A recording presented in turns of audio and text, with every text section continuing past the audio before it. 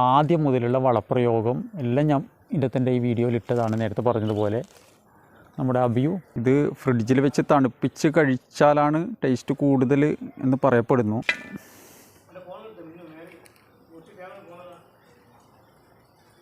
ഇതാണ് ഇതിൻ്റെ അകം, കണ്ടില്ലേ? എല്ലാവർക്കും നമസ്കാരം. റോയൽ ഗാർഡനിലേക്ക് സ്വാഗതം. ഞാൻ നൗഷാദ്. ഞാൻ ഇന്ന് വന്നിരിക്കുന്നത് നമ്മുടെ അബിയു പഴം റെഡിയായിട്ടുണ്ട്. അത് പറിച്ചെടുക്കുന്ന ഒരു വീഡിയോ ആയിട്ടാണ് ഞാനിന്ന് വന്നിരിക്കുന്നത്. ഞാൻ എൻ്റെ ഈ ചാനലിൽ അബിയുവിൻ്റെ എല്ലാ പരിചരണങ്ങളും, അതായത് എൻ്റെ ഈ ചെടി പൂവിട്ടത് മുതൽ അതിൻ്റെ വിളവെടുപ്പ് വരെയുള്ള ഫുൾ വീഡിയോ ഞാൻ എൻ്റെ ചാനലിൽ അപ്ലോഡ് ചെയ്തിട്ടുണ്ട്. അത് നിങ്ങൾ കണ്ടു കഴിഞ്ഞാൽ മനസ്സിലാവുന്നതാണ് എങ്ങനെയാണ് അബിയുവിൻ്റെ പരിചരണം, എന്ത് വളപ്രയോഗമാണ് അബിയുവിന് ചെയ്യേണ്ടത് എന്നൊക്കെയുള്ള ഫുൾ വീഡിയോ എൻ്റെ ഈ ചാനലിലുണ്ട്. ഞാൻ ഇന്ന് ഈ വീഡിയോ ഇടുന്നത് നിങ്ങളെ ഇതിൻ്റെ പഴം ആയത് കാണിച്ചു തരാൻ വേണ്ടിയിട്ടാണ്. അതായത് ഒരുപാട് പേര് ചോദിക്കുന്നൊരു ചോദ്യമാണ്, അബിയു നിറയെ പൂക്കുന്നുണ്ട്, അത് കായ പിടിക്കുന്നില്ല, അതായത് പൂവ് പൊഴിഞ്ഞു പോകുന്നു എന്നൊക്കെയുള്ള ഒരുപാട് പരാതികളുണ്ട്. അപ്പോൾ അത് നിങ്ങളെ ഒന്ന് കാണിച്ചു തരിക എന്നിട്ടുള്ളൊരു വീഡിയോ ആയിട്ടാണ് ഞാനിന്ന് വന്നിരിക്കുന്നത്. അതായത് നമുക്ക് അബിയുവിനെ ഞാൻ എല്ലാ വീഡിയോയിലും പറയുമ്പോൾ തന്നെ വളപ്രയോഗം നല്ല രീതിയിൽ നടത്തിയാൽ മാത്രമേ നമുക്ക് അബിയു കായ്ക്കുകയുള്ളൂ. നമ്മൾ ആദ്യം ഒരു അബിയു ചെടി വെക്കുമ്പോൾ, ഞാൻ ഒന്നും കൂടെ പറഞ്ഞു തരാം. അബിയു ചെടി ആദ്യം നമ്മൾ വെക്കുമ്പോൾ നമ്മൾ ഒരു ഏകദേശം ഒരു 1.5 വീതി 1.5 താഴ്ചയിലുള്ള ഒരു കുഴിയെടുക്കുക. ചെറിയ തെയ്യാണെങ്കിൽ, വലിയ തെയ്യാണെങ്കിൽ അതിനനുസരിച്ചിട്ട് കുഴിയുടെ വലിപ്പം കൂട്ടുക. എന്നിട്ട് നമ്മൾ അടിവളമായിട്ട് നമ്മൾ ചാണകപ്പൊടിയും എല്ലുപൊടിയും വേപ്പ് പിണ്ണാക്കും ഇട്ട് നമ്മുടെ മേൽമണ്ണ്, കരക്കെടുത്തിട്ട മണ്ണ് കംപ്ലീറ്റ് അതിലേക്ക് ചാണകപ്പൊടി എല്ലുപൊടിയും വേപ്പ് പിണ്ണാക്കും മിക്സ് ചെയ്ത് കംപ്ലീറ്റ് നമ്മളതിലേക്ക് തട്ടിയിടുക. തട്ടിയിട്ടതിന് ശേഷം നമ്മുടെ അബിയു ചെടിയുടെ എത്രയാണോ അളവുള്ളത് അതിലൊരു പിള്ളക്കുഴി എടുത്തിട്ട് നമ്മൾ ചെടി വെക്കണം. അതിന് ശേഷം നമ്മൾ എല്ലാ വർഷവും വളപ്രയോഗം നടത്തേണ്ടതുണ്ട്. അത് എൻ്റെ ഈ ചാനലിൽ ഞാൻ വീഡിയോ അപ്ലോഡ് ചെയ്തിട്ടുണ്ട്. നിങ്ങൾക്ക് സെർച്ച് ചെയ്ത് കഴിഞ്ഞാൽ അതിൻ്റെ വളപ്രയോഗം എന്താണ് എന്നുള്ളത് മനസ്സിലാവുന്നതാണ്.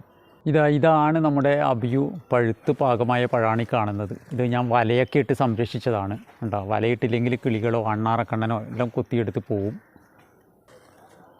ഓക്കെ, ഞാനിത് ഏതായാലും ഒന്നിത് പറിച്ചെടുക്കുക. വലയും എടുത്ത് നമുക്കിത് ഇതാ കണ്ടില്ലേ, അബിയു പഴുത്ത് പാകമായ. ഏതായാലും ഇത് ഞാനൊന്ന് വിളവെടുക്കുന്നത് ഇതാ.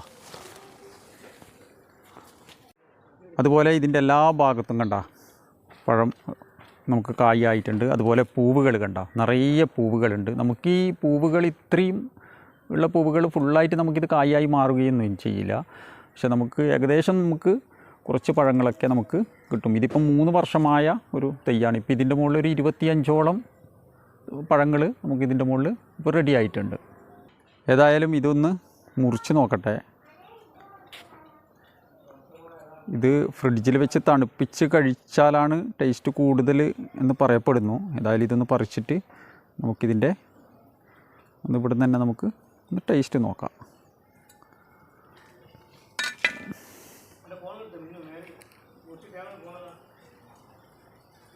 ഇതാണ് ഇതിൻ്റെ അകം, കണ്ടില്ലേ?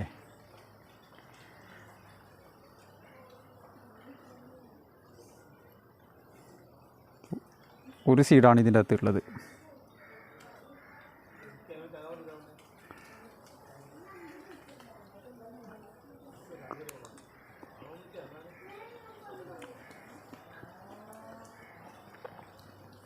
നമ്മുടെ ഒരു കരിക്കിൻ്റെ ഒരു ടേസ്റ്റ്, തരക്കേടില്ല. നമുക്കൊക്കെ ഒരു ഇഷ്ടപ്പെടുന്നൊരു ഫ്രൂട്ട്സ് തൈ തന്നെയാണ് നമ്മുടെ ഈ അബിയു പ്ലാന്റ്. അതുപോലെ നിങ്ങൾ എൻ്റെ ഈ അടുത്ത് കാണുന്നത് നമ്മുടെ വിയറ്റ്നാം സൂപ്പർ എർലി ചക്കയാണ് ഈ കാണുന്നത്. നിറയെ കായ്ച്ച ഒരു പ്ലാന്റാണ് കാണുന്നത്. ഇതിൻ്റെയൊക്കെ വീഡിയോവും ഇതിൻ്റെ വളപ്രയോഗമൊക്കെ ഞാൻ അടുത്ത വീഡിയോയിൽ ഉടനെ തന്നെ അപ്ലോഡ് ചെയ്യുന്നതാണ്. അതുപോലെ തന്നെ നിങ്ങൾക്ക് അബിയുവിൻ്റെ പ്ലാന്റുകളോ വലിയ വലിയ പ്ലാന്റുകൾ, അതായത് ഏകദേശം 10 അടി ഹൈറ്റോളം ഉള്ള അബിയുവിൻ്റെ പ്ലാന്റുകൾ, അതുപോലെ നമ്മുടെ വിയറ്റ്നാം സൂപ്പർ എർലി റംബൂട്ടാൻ്റെ തൈകൾ, അതുപോലെ മാവിൻ്റെ വെറൈറ്റികൾ, നമ്മുടെ നാംഡോക്കുമായി, കാലാപ്പാടി, കിങ് ഓഫ് ചക്കപ്പാത്ത്, റെഡ് ഐവറി, അതുപോലെ R2E2 അങ്ങനെയുള്ള മാവിൻ്റെ പ്ലാന്റുകൾ ഒക്കെ ഞാൻ കണ്ണൂർ ജില്ലയിൽ എവിടേക്കും എൻ്റെ വാഹനത്തിൽ തന്നെ സർവീസ് ചെയ്യുന്നതാണ്.